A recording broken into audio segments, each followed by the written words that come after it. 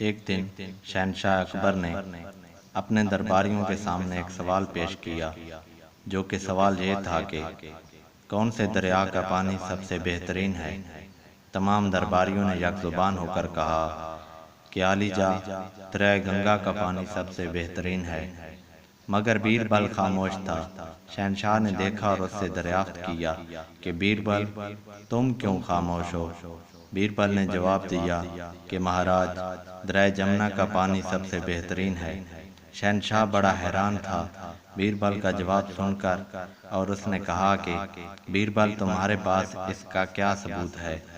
तुम्हारी मुक़द्दस किताब ने दरिया गंगा के पानी को बेहतरीन करार दिया है, खालिस और पाक भी, और फिर भी तुम जमुना के पानी को बेहतरीन तस्वुर करते हो।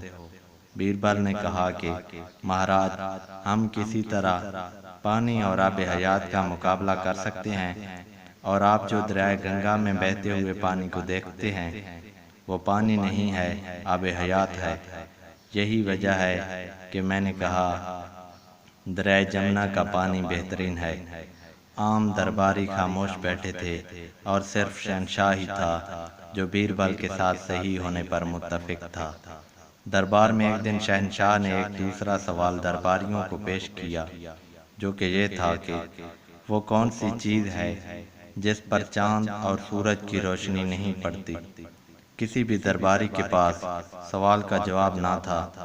शहनशाह अकबर ने यही सवाल बीरबल के यहाँ भी पेश किया।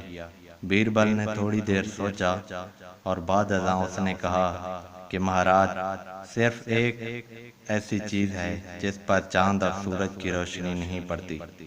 शहनशाह ने तजस्सुस से दरियाफ्त किया, वो कौन सी। बीरबल ने कहा कि अंधेरा। यही एक चीज़ है जिसको ना चांद और ना सूरज की रोशनी मिलती है। हर एक ने बीरबल के दाना जवाब की बहुत तारीफ की।